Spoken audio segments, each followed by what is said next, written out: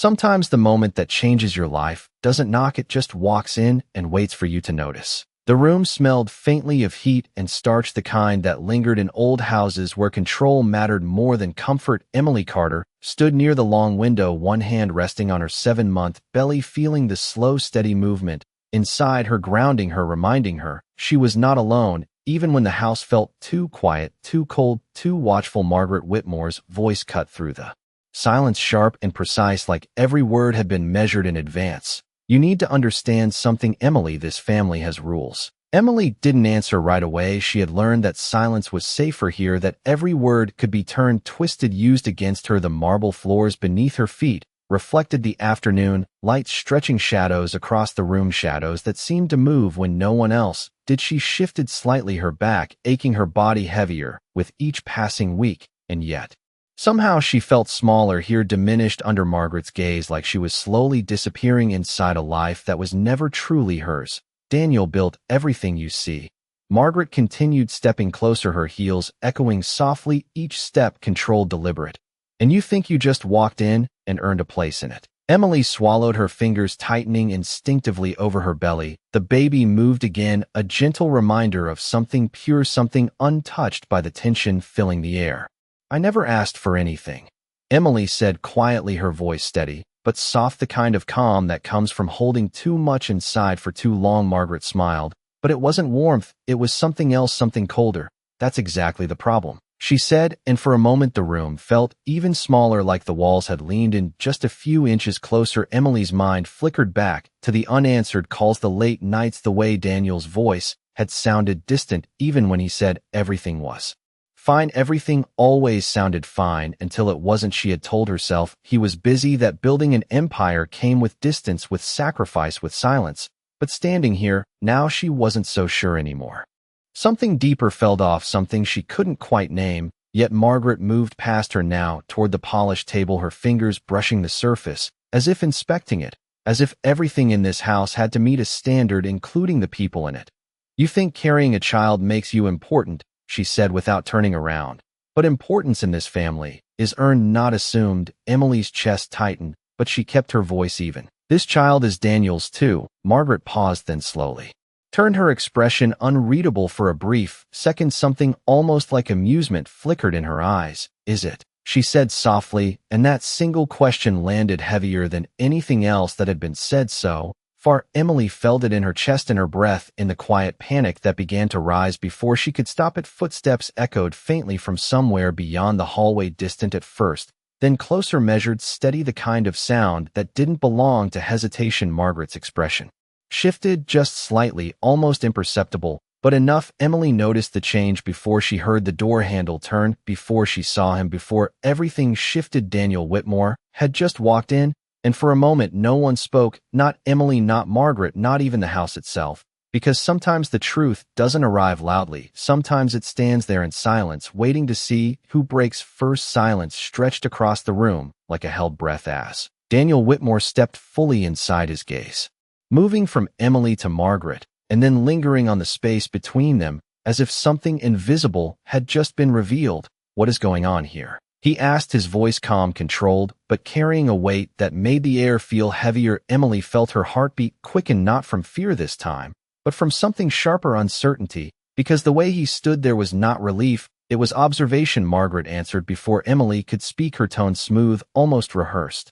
"Your wife and I were having a discussion about expectations," she said, turning toward him with a faint, composed smile, the kind she used in front of guests and cameras. Daniel did not respond immediately. Instead, he took a slow step forward, his eyes narrowing slightly as he noticed the tension in Emily's posture, the way her hand had not left her stomach, the way she avoided looking directly at him. "A discussion," he repeated softly, and there was something in the way he said it that made Margaret's smile tighten just a fraction. Emily finally lifted her eyes to meet his, and for a brief moment, everything else faded, the room, the pressure, the years of quiet doubt. It was just that look, searching, measuring, asking a question neither of them had spoken out loud. "Yet you knew, or you did not." Daniel's jaw shifted almost imperceptibly. Then he glanced toward the far corner of the room, toward a small decorative object that most people would have ignored entirely. "Did you record everything?" He said suddenly, the words cutting clean through the silence. Margaret's composure cracked, not dramatically, not loudly,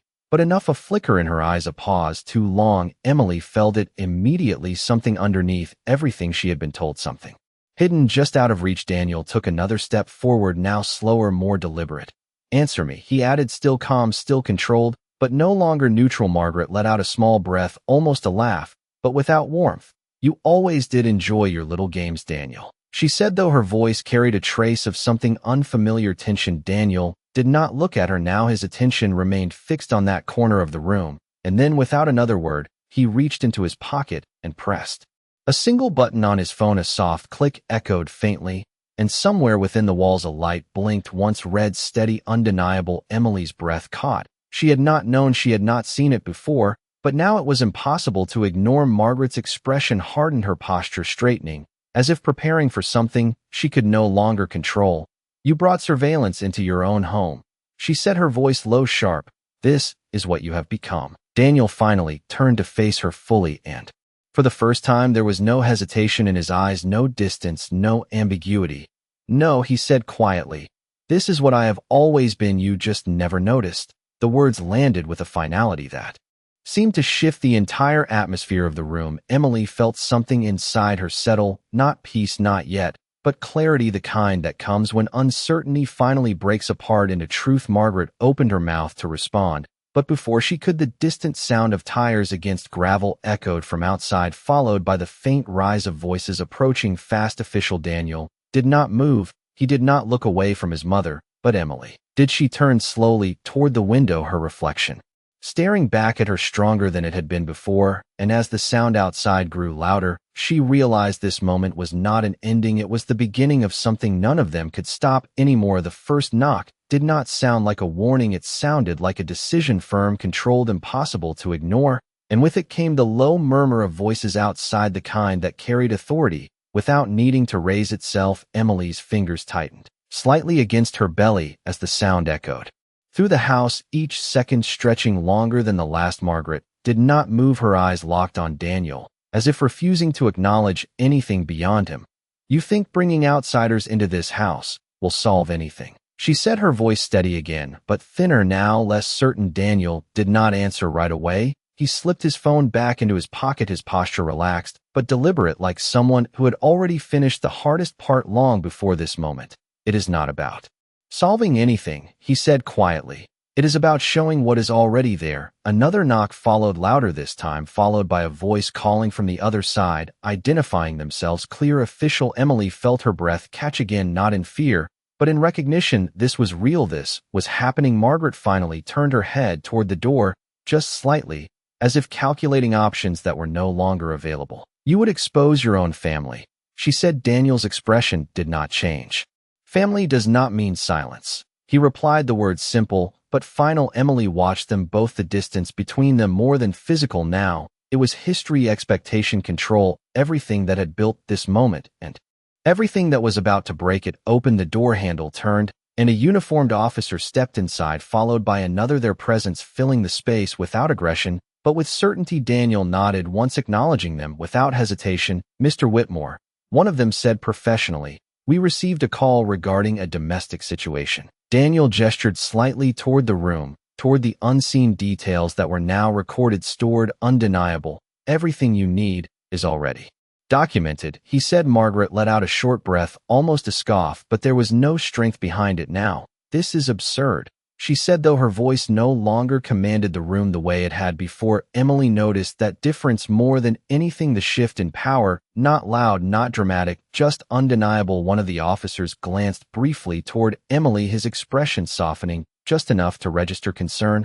Ma'am, are you all right? He asked. Emily hesitated for a fraction of a second, not because she did not know the answer, but because saying it out loud meant accepting everything that came with it. She straightened slightly, her voice calm, clear.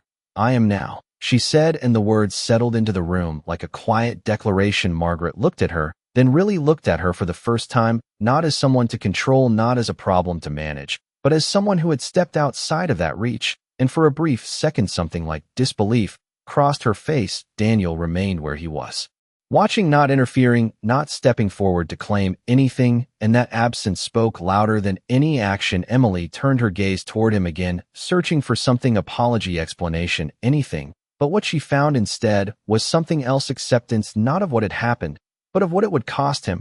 And for the first time she understood this was not a rescue, it was a consequence. The officer nearest the door spoke again, outlining the next steps, his voice steady, procedural, the kind that did not bend to emotion. As movement began around her, as the house that once felt suffocating started to open under the weight of truth, Emily felt a strange calm settle over her, not relief, not yet, but something stronger, certainty, because whatever came next would not be decided in silence anymore. And as Margaret stood there no longer in control, and Daniel stood there no longer protected, Emily realized the real shift had already happened long before anyone knocked on that door. She had chosen to stop being invisible, and nothing in this house could undo that anymore. The truth does not destroy a family, it reveals what was already broken. The words seemed to echo somewhere deep in Emily's mind as movement filled the room, not chaotic, not loud, but steady, purposeful, the kind of motion that signaled something irreversible had begun. One of the officers stepped closer to Margaret, speaking in a calm, measured tone, explaining procedures, next steps, rights, every word precise, every second deliberate. Margaret listened without interrupting, her posture still upright,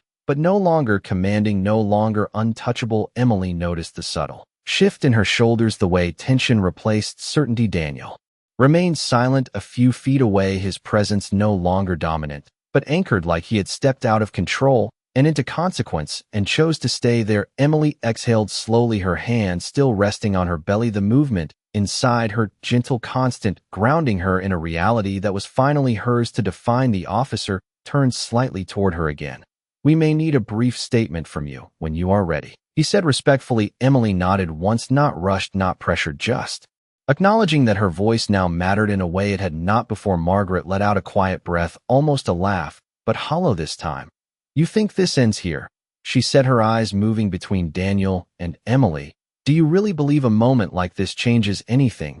Daniel finally spoke again, his voice low but firm. "It changes everything," he said without raising his tone, and that was what made it land. Margaret's gaze hardened, but she did not argue, not this time, because somewhere beneath the control, beneath the years of authority, she understood something had shifted beyond her reach. The officers began guiding her toward the hallway, not forceful, not aggressive, just firm enough to make it clear this was no longer her space to control. Emily watched as Margaret passed by her for the first time, without stopping, without speaking, and in that quiet passing something closed, a chapter that had never truly been hers to write. The house felt different immediately, not lighter, not yet, but clearer, like the air itself had been waiting for permission to change. Daniel remained where he was for a moment longer before finally turning toward Emily, his expression no longer guarded, but not open either, something in between, something uncertain. "Emily," he said her name carefully, as if it carried weight he had not fully understood until now. She looked at him, really looked this time, not searching, not hoping, just seeing the man in front of her, without the illusion that had once surrounded him. "You knew something was wrong," she said, not accusing, not emotional, just stating what had always been there. Daniel did not deny it, his silence answering more honestly than any explanation could. "I needed proof," he said. After a moment, his voice steady but quieter than before. Emily nodded once, the words settling in, not as comfort, but as information, something to hold, something to understand.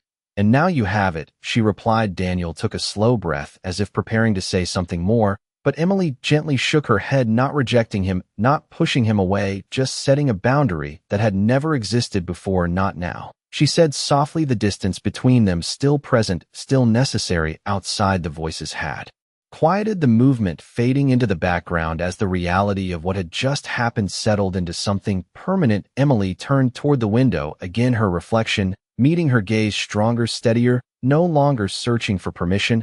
And as the last of the noise outside disappeared into silence, she realized something important. This was not the moment she was saved. This was the moment she stopped waiting to be saved, and that difference would shape everything that came next. Some silences are louder after the storm than during it. The house felt unnaturally still once the last car pulled away, the faint echo of gravel settling outside, fading into nothing. Emily stood by the window, a moment longer watching the empty driveway, as if expecting something else to arrive. But nothing did. The world had moved on, yet inside this space, everything had changed. Daniel remained behind her, not speaking, not approaching. The distance between them no longer filled with tension, but with something quieter, something unresolved. Emily finally turned away from the glass, her reflection no longer holding her attention. The room looked different now, not because anything had physically changed, but because she could finally see it clearly. The polished floors, the expensive furniture, the perfect arrangement of a life that had never truly included her. "I am going upstairs," she said, her voice calm, steady, not asking for permission, not waiting for a response. Daniel nodded, once though she had already started moving, her steps measured, careful, her hand lightly supporting her belly. As she crossed the room, every movement deliberate, every breath controlled. As she reached the staircase, she paused just briefly, not to look back, but to feel the moment settle completely into reality before continuing upward. The sound of her footsteps against the wood was soft, but certain, each step marking distance from what had just happened and something closer to what would come next. The bedroom door opened with a quiet click, and for the first time in what felt like months, the space felt like hers, not because it had changed, but because she had. Emily moved slowly toward the dresser, her fingers brushing lightly against the surface as she began gathering what she needed. Not everything, just enough. The essentials, documents, a few personal items, things that mattered beyond appearance, beyond expectation. The suitcase sat open on the bed, a silent statement of intention. She folded each piece carefully, not rushed, not emotional, just focused, the kind of focus that comes when the decision has already been made, and the rest is simply action. Downstairs, Daniel had not moved much. He stood where she had left him, his gaze drifting across the room, as if seeing it differently now, as if recognizing pieces of a story he had chosen not to read before. His phone buzzed once, then again, messages, calls, notifications, already beginning to ripple outward from what had been set in motion, but he ignored them all for now. The only sound in the house was the faint movement above him, the quiet rhythm of Emily preparing to leave. He closed his eyes for a brief second, not in regret, not fully, but in understanding. Because some consequences do not arrive loudly, they unfold step by step in the spaces left behind. Emily zipped the suitcase slowly, the sound final in a way words could not be. She placed a hand on her belly again, feeling the steady reassurance within her, a reminder that she was not leaving empty. She was leaving with something stronger than anything this house had ever given her. She took one last look around the room, not searching, not hesitating, just acknowledging. And then she turned toward the door. As she stepped back into the hallway, the air felt lighter, not easier, but clearer, and when she reached the top of the stairs, she saw Daniel below, looking up at her, not stopping her, not asking her to stay, just watching. As she made a choice he could no longer influence, Emily met his gaze for a brief moment, not with anger, not with softness, just with truth. And then she continued walking, because sometimes the most powerful thing a person can do is leave without needing anyone to follow. Walking away is not the end of a story, it is the moment you decide how the next one begins. The front door opened slowly, the evening air meeting Emily's face with a quiet coolness that felt unfamiliar after months inside a space that never truly belonged to her. The sky was dimming, the last light of day stretching across the horizon in soft fading colors, and for a moment, she simply stood there, her suitcase at her side, her hand resting gently against her belly, feeling the steady movement within her, reminding her that forward was the only direction left. Daniel followed a few steps behind, not close enough to stop her, not far enough to pretend he was not part of this moment. "Where will you go?" he asked, his voice low, careful like. Every word carried weight. Emily did not turn immediately. She looked ahead at the long driveway that once symbolized status, security, something permanent, and now felt like distance, something to cross, something to leave behind, somewhere quiet. She said simply, her tone even not distant, not warm, just certain. Daniel nodded slowly, as if he expected that answer, as if he knew there was no version of this conversation where she stayed. The silence between them stretched again, but it was different now, not filled with tension, but with acceptance, the kind that comes too late to change anything. "I never wanted this for you," he said after a moment, the words soft but real. Emily finally turned to look at him, her expression calm but unwavering. "That does not change that it happened," she replied, and there was no anger in her voice, just truth, the kind that does not need to be loud to be final. Daniel exhaled slowly, his gaze dropping for a brief second before meeting hers again. I thought I could handle it before it got this far. He admitted. Emily tilted her head slightly, studying him, not judging, not forgiving, just seeing. And now you know you cannot, she said. Daniel gave a small nod. The kind that comes when there is nothing left to argue with the truth. A car approached from down the road, its headlights cutting softly through the dimming light. A driver sent quietly, without question, without delay. Daniel had arranged it earlier, or perhaps he had always known this moment would come. Emily did not ask. She did not need to. The car came to a smooth stop in front of her, the driver stepping out to open the door with professional discretion, as if this was just another routine request. Another quiet departure. Emily stepped forward, placing her suitcase inside. Before pausing once more, her hand resting on the edge of the door, she looked back at Daniel one last time, not searching, not waiting, just acknowledging everything that had been and everything that would not be again. Take care of what you started, she said softly, not as a request, not as an order, but as a boundary. Daniel met her gaze, his expression steady, though something deeper moved beneath it, something he could no longer hide. I will, he answered, and this time it was not a promise to her, it was a responsibility to himself. Emily nodded once, then lowered herself carefully into the car, the door closing with a soft final sound that seemed louder than anything else that had happened that day. As the car pulled away, the house behind her grew smaller, fading into the distance until it was no longer visible. Daniel remained where he stood, watching until there was nothing left to see, the quiet settling around him, heavier than before, not because he had lost control, but because he had finally understood what control had cost him. And as the last light of day disappeared beyond the horizon, he realized that some decisions do not echo in the moment, they echo in everything that comes after. Sometimes distance does not weaken the truth, it sharpens it. The city lights blurred softly through the car window as Emily sat quietly in the back seat, her hand resting against her belly, feeling the steady rhythm within her, grounding her in a moment that was both ending and beginning. The driver did not speak. The road stretched ahead, smooth, uninterrupted, as if the world itself was giving her space to think, to breathe, to exist without pressure. For the first time in a long time, her phone remained silent. No calls, no messages, no expectations, just the low hum of the engine and the distant glow of passing streetlights. Emily leaned her head slightly back against the seat, closing her eyes for a brief second, not to escape, but to gather herself. Memories moved through her mind, not in chaos, but in sequence. Conversations she had dismissed, moments she had explained away, the subtle shifts that now felt obvious when placed together. Daniel's distance, Margaret's control, the quiet tension that had lived in every room of that house. And yet she had stayed, not because she was weak, but because she had believed in something she thought was real. She opened her eyes again, her gaze steady, now clearer. The car turned onto a quieter street lined with smaller homes, modest warm lights glowing through windows, a different kind of life, a different kind of space.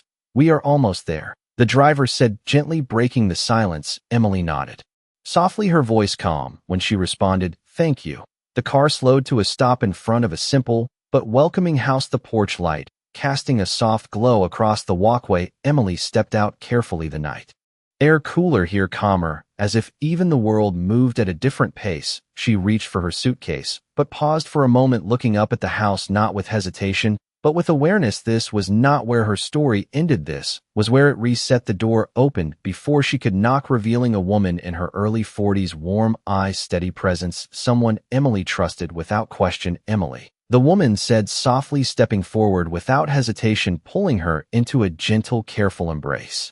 Mindful of the life she carried, Emily exhaled deeply for the first time that day, her body relaxing just slightly into the moment.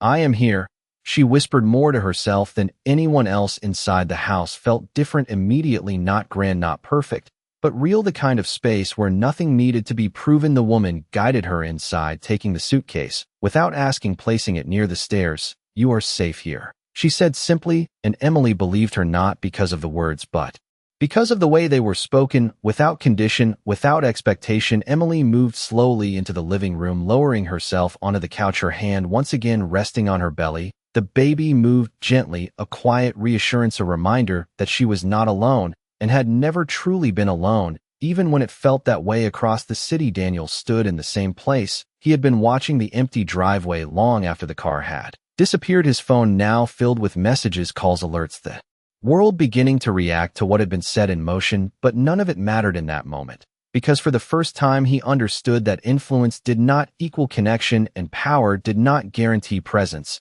And as the night settled fully around him, he realized that the distance between him and Emily was no longer measured in miles, but in choices that could not be undone, and somewhere beyond that distance, she was no longer waiting for him to change. She was already becoming someone he had never taken the time to truly see.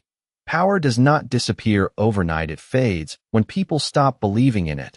The morning light filtered softly through the curtains of the quiet house, casting a gentle glow across the room where Emily sat at the small kitchen table, a cup of tea untouched in front of her, her hand resting on her belly, feeling the steady rhythm within her, grounding her in something real, something constant. The woman who had welcomed her the night before moved quietly in the background, giving her space, without asking questions, without demanding answers, and that silence felt like respect, not absence. Emily exhaled slowly, her thoughts no longer racing but settling into something clearer, something sharper. She was not replaying what had happened, she was understanding it, seeing the pattern, the choices, the moments she had overlooked, not out of weakness, but out of hope. And now that hope had changed form, it was no longer tied to a person, it was rooted in herself. Across the city, Daniel sat alone in his office, the large glass windows overlooking a skyline that once symbolized control, influence, certainty, but now felt distant, like something he had built without truly belonging to it. His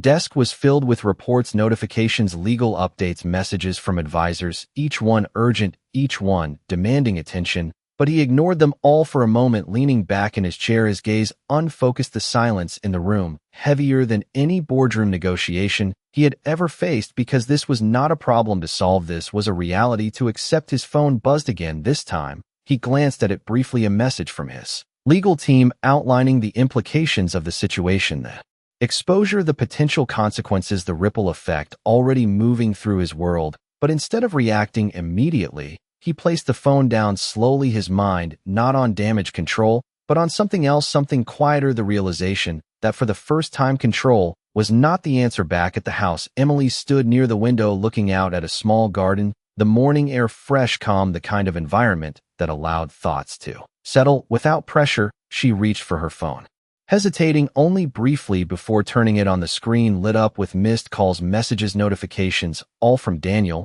She did not open them. She did not need to. The silence she had chosen was not avoidance, it was clarity. She placed the phone down again, her decision not driven by emotion, but by understanding. The woman approached gently, placing a hand on the table nearby.